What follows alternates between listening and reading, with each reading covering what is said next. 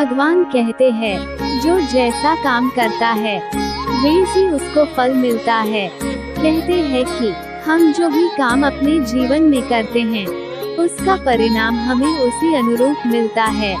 ये भगवान के न्याय और काम सिद्धांत का भाग है, जो कहता है कि हर इंसान को उसके कर्मों के अनुसार ही फल मिलता है।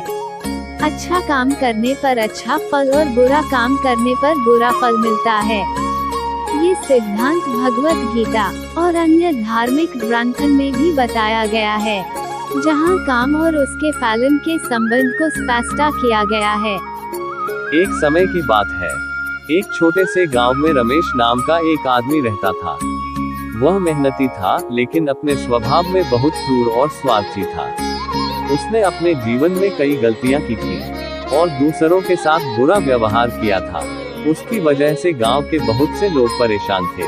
रमेश का एक बेटा था, दीपक। दीपक अपने पिता से बिल्कुल अलग था। वह दयालु, ईमानदार और सहृदय था। गांव के लोग उसे बहुत पसंद करते थे, लेकिन रमेश के बुरे कर्मों का प्रभाव धीरे धीरे उसके बेटे दीपक पर पड़ने लगा। एक दिन गांव में एक महामारी फैल गई। रमेश ने सोचा कि यह सब सिर्फ उसके बुरे कर्मों का नतीजा है। वह बहुत चिंतित हो गया और अपनी गलतियों के लिए पश्चाताप करने लगा। लेकिन उससे पहले ही दीपक बीमार पड़ गया। गांव के लोग रमेश से दूर रहने लगे और दीपक की मदद करने के लिए कोई आगे नहीं आया।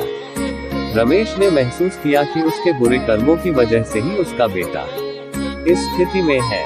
उसने अपनी सारी संपत्ति गांव वालों को दान कर दी और अपने कर्मों के लिए क्षमा मांगी।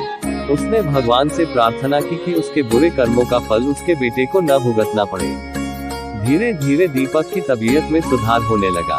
रमेश ने तय किया कि वह अपने शेष जीवन को अच्छे कर्मों में लगाएगा, ताकि उसका बेटा और आने वाली पीढ़ियां सुखी रहें। उसने अपने बेटे को भी यह शिक्षा दी कि कभी किसी के साथ बुरा व्यवहार नहीं करना चाहिए, क्योंकि कर्मों का फल एक दिन अवश्य मिलता है और कभी कभी उसके प्रभाव को हमारे बच्चे भी भुगत सकते हैं। इस कहानी से यह सीखने को मिलता है कि हमारे कर्म केवल हमें ही नहीं, बल्कि हमारे परिवार और आने वाली पीढ़ियों को भी प्रभावित कर सकते हैं। इसलिए हमें हमेशा अच्छे कर्म करने का प्रयास करना चाहिए।